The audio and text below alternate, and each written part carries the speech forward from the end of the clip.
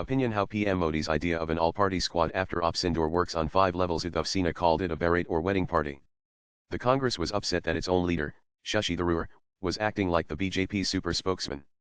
Even a section of the BJP's own support base was unpleasantly surprised that the Narendra Modi government was using its own bitter opponents in an overseas mission. Some said it betrayed the BJP's weakness in setting the global narrative.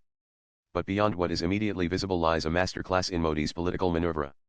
And it works at levels and over a length of time far beyond the obvious. Here are 5 ways in which the roping in of politicians from the most diverse ideologies helps the nation, the government, and the party. The 59-member team visiting 32 countries and the European Union headquarters in Brussels includes opposition leaders ranging from Shashi Tharoor of the Congress to Asaduddin Owaisi of AIM, Connie Mochi of the DMK to Supriya Sule of the NCP, Priyanka Chaturvedi of Uddhav Sena to John Bridas of the CPM. First, it is one of India's strongest shows of bipartisan unity between the government and the opposition in many decades.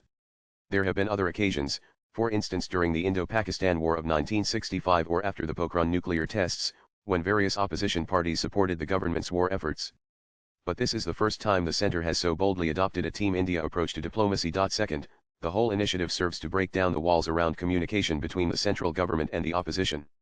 It also makes floor management easier in Parliament. Third, raising a unified voice against terrorism and India's enemies like Pakistan gives the non-BJP leaders who are sometimes accused of taking unpatriotic stance on internal and external security a new goodwill among citizens.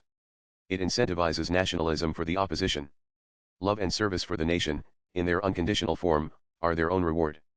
But in politics, they incidentally also fetch votes. Fourth, PM Modi's initiative has created a talent pool of national spokespersons from across party lines speaking beyond party lines, exclusively for Bharat. It has added brilliant orators like Shashi Tharoor and Asaduddin Owaisi to the exceptional tradition of oratory which the BJP-RSS family brings. It deepens India's bench strength in setting the diplomatic and political narrative worldwide. And fifth, in one stroke, PM Modi and his government have managed to marginalize grumpy and rabidly anti-Modi legacy leaders like Rahul Gandhi and Uddhav Thackeray, as well as the loony left and Islamists. Even within their respective parties and voter bases, the united outreach shows these leaders as petty, narcissistic, and even inimical to India's interests. Raga's rants and false accusations on Operation Sindoor are being discredited by Congress and opposition representatives themselves in several world capitals. The entire exercise brings a paradigm shift.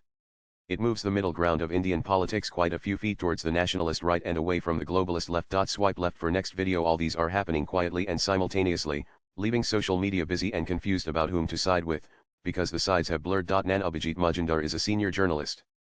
Views expressed in the above piece are personal and solely those of the author.